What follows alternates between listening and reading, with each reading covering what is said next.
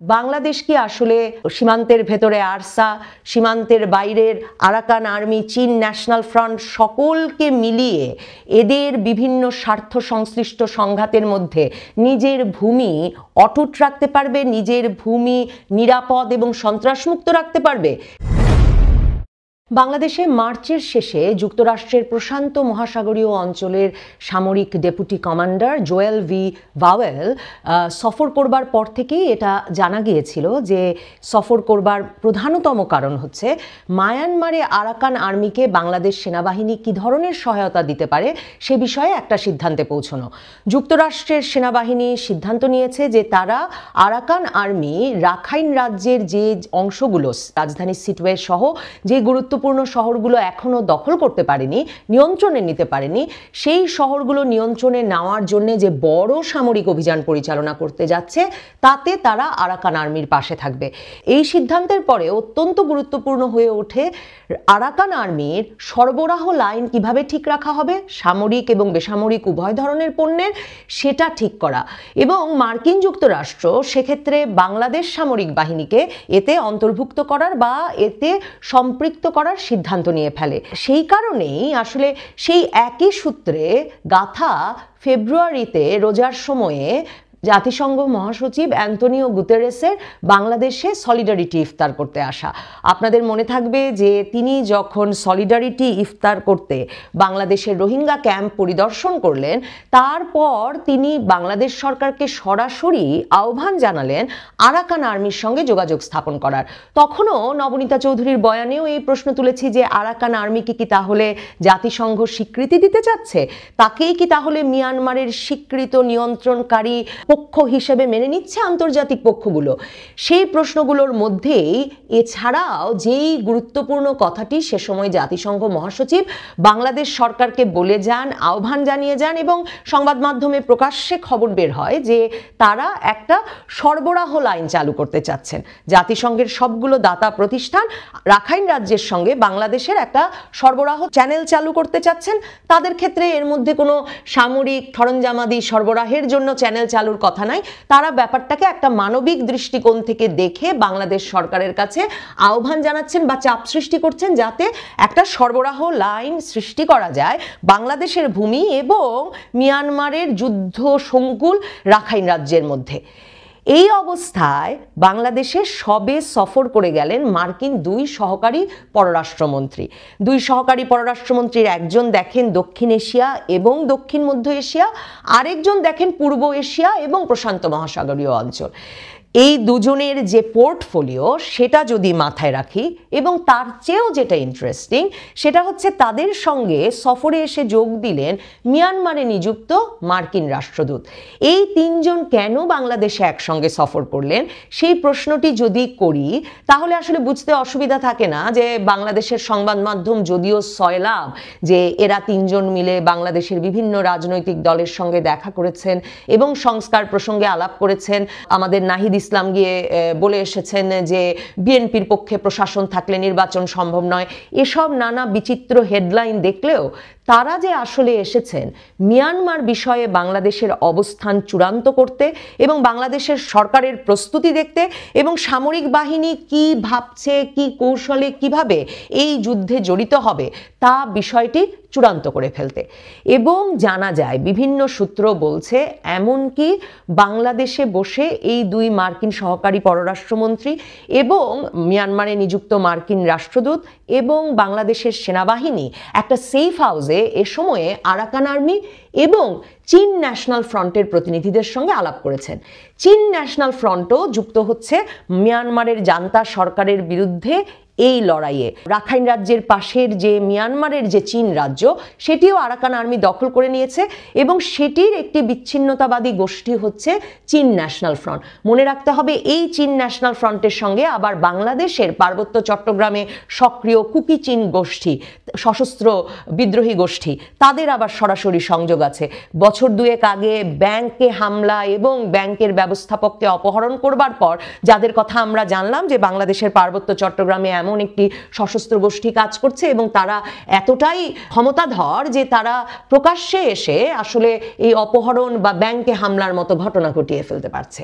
তো সেই চীন ন্যাশনাল ফ্রন্ট এবং আরাকান আর্মি, এই দুই পক্ষকে মার্কিন যুক্তরাষ্ট্র পছন্দ করেছে মিয়ানমারের কেন্দ্রের জান্তা সরকারের বিরুদ্ধে যুদ্ধ পরিচালনায়, অভিযান পরিচালনায়।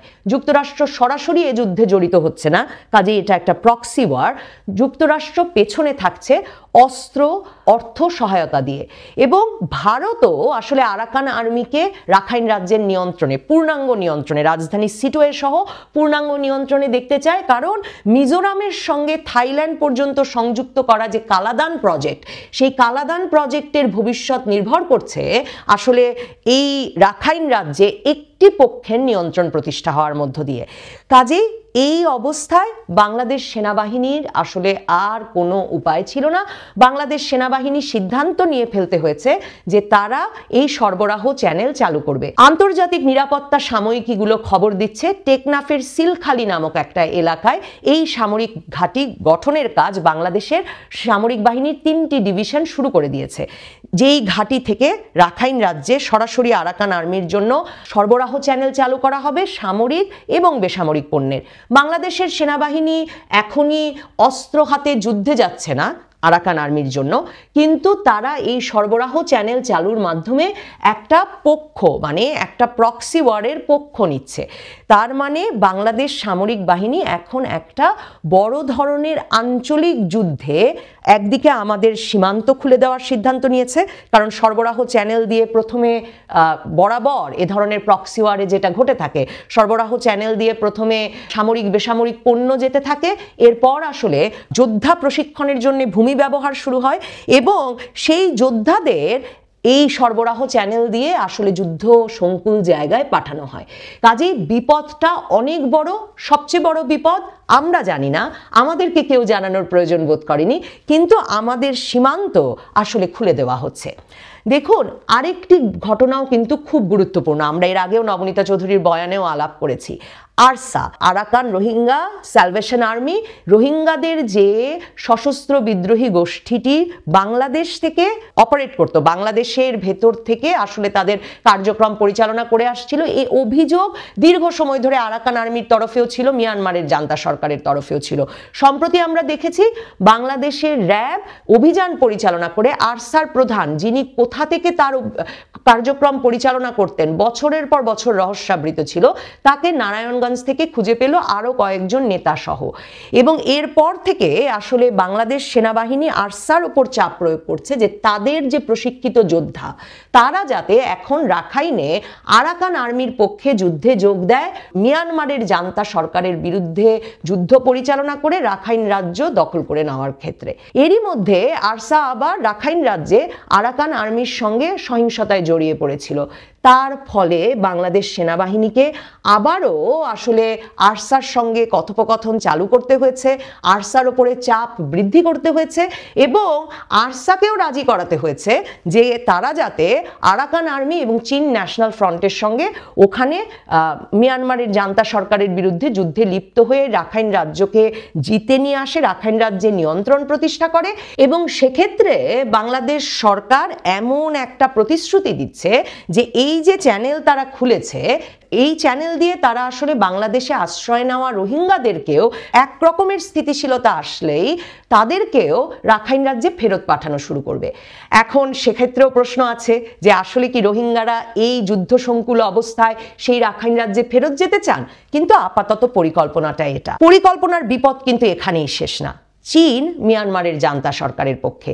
চীন যে পরিমাণ বিনিয়োগ করেছে গত কয়েক বছরে মিয়ানমারে, সেখানে চীনের পক্ষে কিছুতেই মিয়ানমারের জান্তা সরকারের উপর থেকে সমর্থন তুলে দেওয়া সম্ভব না। এই কারণে বাংলাদেশকে চীনে গিয়ে, আমাদের প্রধান উপদেষ্টা ডক্টর মোহাম্মদ ইউনূসকে চীনে গিয়ে প্রেসিডেন্ট শি জিনপিংকে দিয়ে আসতে হয়েছে লালমনিরহাটে একটা বিমান ঘাঁটি। সেটা অত্যন্ত তাৎপর্যপূর্ণ এই কারণে, কারণ এই বিমান ঘাঁটিটি সেই 1945 সালে দ্বিতীয় বিশ্বযুদ্ধের পর থেকে কিন্তু অকেজো ছিল। কিন্তু বাংলাদেশকে এখন চীনকে শান্ত রাখতে হচ্ছে এই বলে যে চীন বিমান ঘাঁটি নির্মাণ করতে পারবে লালমনিরহাটে, যেখান থেকে ভারতের সীমান্ত একদম কাছে, ভারতের শিলিগুড়ি করিডর একদম কাছে। এর মাধ্যমে বাংলাদেশকে একরকমের বুঝ দিতে হচ্ছে চীনকে যে চীনের সঙ্গেও, চীনের নিরাপত্তা ইস্যুতেও বাংলাদেশ সাথে আছে।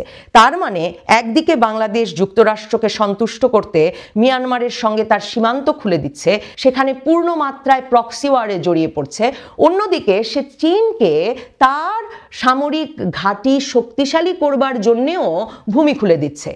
অন্যদিকে দেখুন, সেই শেখ হাসিনার আমলে কক্সবাজারের পেকুয়ায় চীন কিন্তু একটা সাবমেরিন এবং যুদ্ধজাহাজ ঘাঁটি তৈরি করে রেখেছে, এবং বাংলাদেশ, পাকিস্তান সহ এই অঞ্চলের দেশগুলোতে চীনা সাবমেরিনের পরিমাণ যুক্তরাষ্ট্র, ভারত সকল তরফের জন্য উদ্বেগজনক হারে বেড়েছে গত কয়েক বছরে।